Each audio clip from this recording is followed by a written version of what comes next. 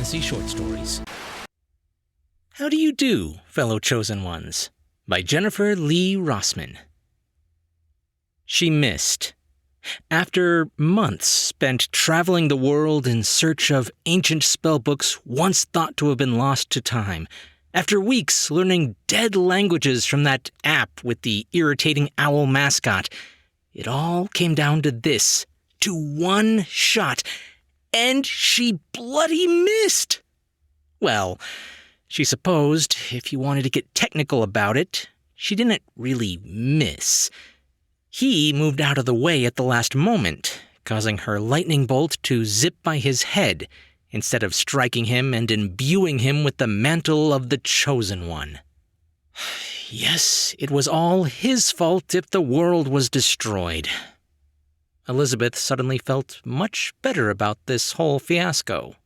At least until she remembered that the lightning bolt had probably hit something ridiculous like an elm tree or a ferret. As if a preteen boy wasn't a ridiculous choice for a chosen one to begin with. Now I'll have to mentor a ferret, she grumbled to herself. Cute little buggers, but useless against the forces of evil.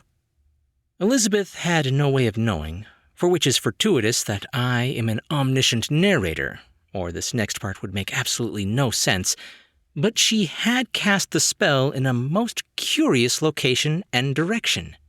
You see, quite by chance and chaos and all that good stuff, at the moment she threw the lightning bolt and missed the child, there was absolutely nothing behind him. No elm trees, no ferrets, no mountains or houses or even spider webs. So the lightning bolt just kept going. Through the countryside, across the ocean, down busy city streets, miraculously missing every speeding car, it kept going, all the way around the world. And maybe you see where this is going, but Elizabeth didn't, because she was still looking the other way when it hit her in the back of the head. The questing party was expecting a boy, not a middle-aged sorceress from Chiswick. The prophecy quite clearly stated that a schoolboy would be the one to finally defeat the dark sorcerer Larry. Had his picture and birthday and everything etched into the ancient stone. Without a boy, without that boy in particular, it was hopeless. So, Elizabeth, at a loss for what to do, and, if we're being honest, just a tiny bit drunk, decided to give them a boy. The party stared at their chosen one, nobody quite sure what to say or do. They exchanged baffled glances. Was this some sort of joke? "Greetings, dudes and lady dudes," said the chosen one, pointing finger guns at the others before turning his baseball cap around, like the youth are wont to do. "What say we go and yeet this evil dude?" "No," said Kimiko the bard. Not as an answer to his question so much as an answer to the entire situation. The chosen one stepped off his skateboard. "What do you mean, no? Haven't you all been training for this for years? Just waiting for me to come along and be totally awesome?" The knight, Clara, lifted the visor of her helmet, the better to convey her disbelief. "No." "Man," the chosen one said, crossing his arms over his rather ample bosom and t-shirt advertising some generic music band. "I thought the hardest part of this quest would be defeating Larry, but I guess I was wrong.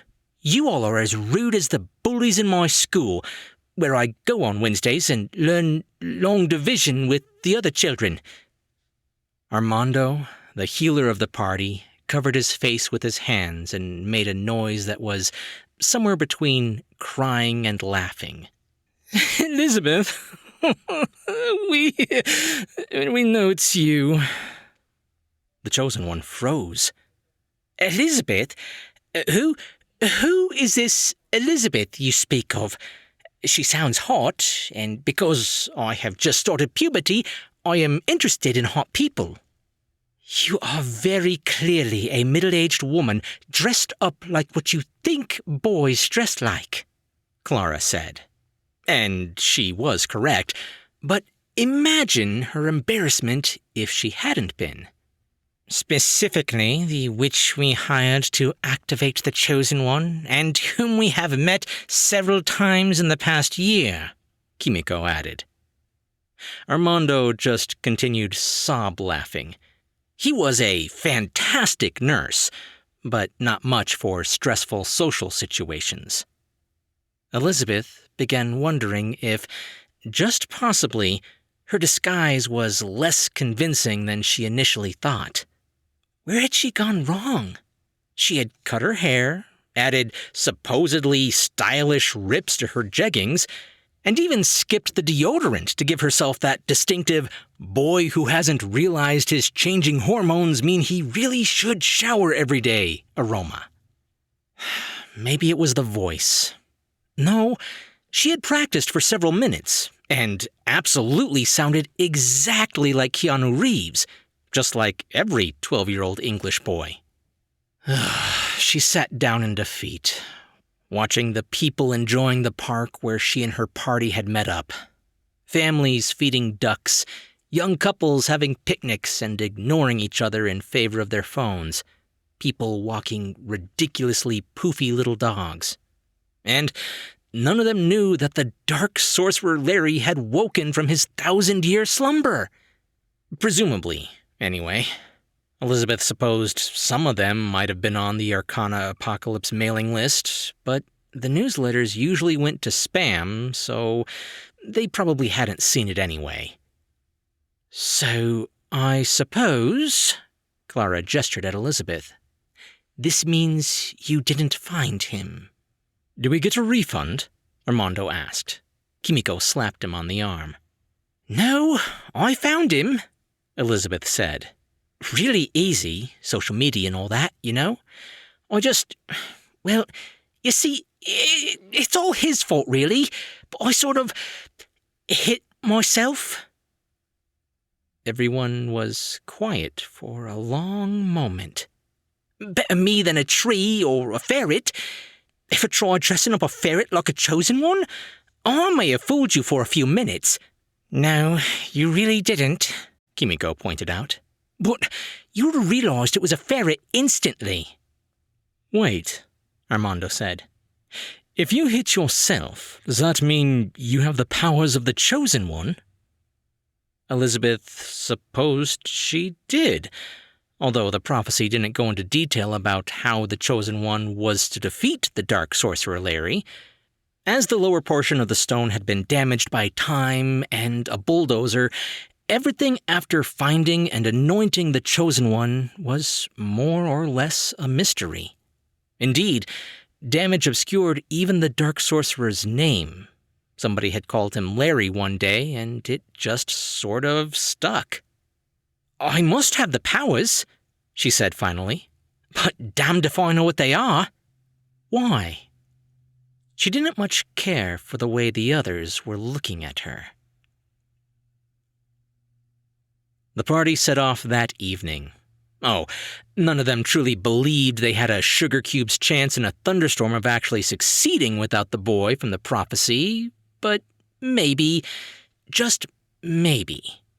And anyway, aside from Elizabeth, they had been training for this for years. They couldn't just throw that away and sit at home waiting for the world to end. They left the city behind in favor of sweeping countrysides and forests and all that generic English landscape you see in too many high fantasy adventures. Elizabeth quickly abandoned her skateboard when the terrain became uneven. Why are you still pretending to be a boy? Kimiko asked finally. Who's pretending, dude? I am a boy. I've even got a Y chromosome. Not that that means anything, what with gender and sex not being the same thing, but I've got one, and it's very manly. After checking that they weren't being followed, Elizabeth whispered, Everyone who knows what's coming, they're expecting a boy Chosen One. If you show up with a lady instead, no one will believe we are the ones who are prophesied to stop him. That logic hinged on Elizabeth's absolutely non-existent ability to fool people into believing she was a boy child. But nobody pointed that out. They all chose to believe it would work.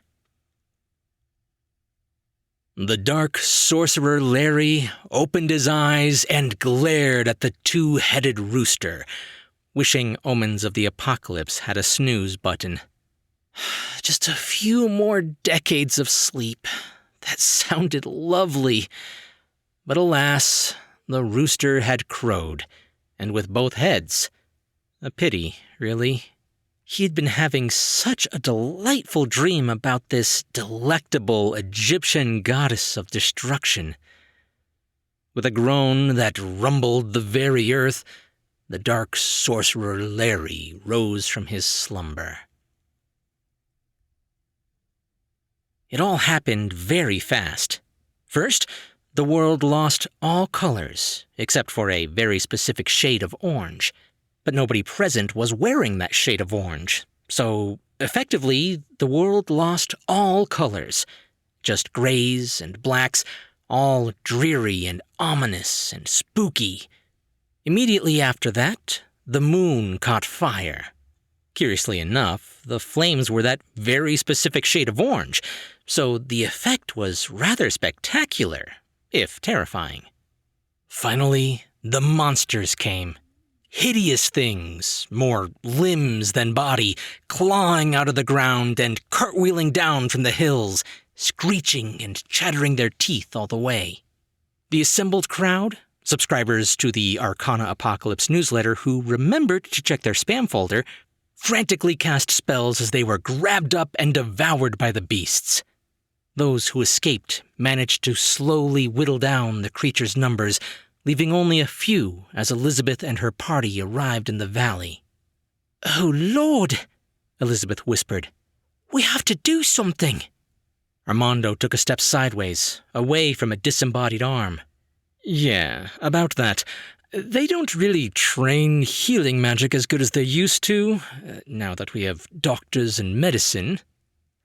"We're here because the prophecy said we would be here with the Chosen One," Clara said. "My sword is foam. I do live-action roleplay." "Would have been nice to know before starting the quest," Elizabeth muttered. She looked to Kimiko. "And you, is board magic even a thing?" The other woman shook her head. "But I did make a kick-ass playlist for the final confrontation." A person in the crowd noticed the party, and maybe it was the lack of color in the world, or maybe the shadowy figure of the dark sorcerer Larry appearing on the horizon distracted him. Whatever the reason, he pointed at Elizabeth and he cried out, "He's here! The Chosen One is here!" Elizabeth slung her backpack over one shoulder, defiantly holding the strap as she walked toward the dark sorcerer Larry. She had never imagined she would die dressed as a preteen boy, but life is funny like that. Not funny like ha-ha, but funny like terrifying and depressing. "Yo, dude," she said, hoping he would mistake the shaking in her voice for puberty, even though puberty, to her knowledge, did not tend to make one sound like a menopausal woman trying very hard not to burst into tears. The dark sorcerer Larry just stared at her. I'm sorry. What is this? What am I looking at? Why aren't you running and screaming?" Elizabeth put her hands on her hips and looked over her sunglasses at him. "I'm the Chosen One, dude. Sorry I'm late. I had homework and pizza. Pizza bagels, to be precise. And they were really frozen in the middle because my mom knows how to cook them, but she was out buying shoes with her friend Marge." He continued to stare, the wispy shadows that made up his body swirling in slow confusion. I'm very confused right now. I have no problem killing you with all the rest of the human scourge infesting my planet, but I was expecting a boy with tremendous powers, not a witch so past her prime that her innate magic is hardly even noticeable. I was expecting a challenge." Rage surged through Elizabeth's body. "You listen here, young man," she scolded the dark sorcerer Larry. "I may be an absolutely crap witch who accidentally became the chosen one and made a series of bad decisions since then, and I may not have a lot of magic in me, but I am the chosen one, and that means people believe in me. And, more importantly, I believe in them." She pointed behind her. "Clara, I believe your sword is sharp and pointy. Armando, I believe you can reattach those disembodied limbs. Kimiko, I believe that bard magic exists, so please, play that kick-ass playlist I was promised." Now, at this point, you may be thinking that this was the power of the Chosen One all along, the power to make people believe in the impossible and to make it reality. It wasn't. If Elizabeth hadn't been so preoccupied pretending to be the Chosen One, she might have realized that her own magical powers had been amplified, approximately 10,000-fold, and that, if she tried hard enough, she could, in fact, shoot fireballs out of her eyes. It was explained very clearly in the damaged portion of the prophecy. A couple quick fireballs, and the dark sorcerer Larry would be defeated. And so, the sword remained foam. The limbs could not be reattached, and the Deep Blue Something song, Breakfast at Tiffany's, did absolutely nothing except prompt a sing-along among those who knew the lyrics. But none of that mattered, because Elizabeth believed in herself with such conviction that the dark sorcerer Larry also believed in her, feared her. Rather than let himself be destroyed by a woman dressed like some kid probably named Brandon, he sank back into the ground to go back to sleep. Which, if you remember, was what he really wanted all along. It wasn't over. The dark sorcerer Larry would wake again, though not for quite some time. With any luck, someone would have restored the damaged part of the prophecy by then, and figured out how to properly use the Chosen One powers. And extinguish the moon, of course. But nobody really went there anymore, so it was not a priority. No, it wasn't over. But the monsters were gone, and the colors returned. It was over for now. And sometimes, that's all a person can hope for.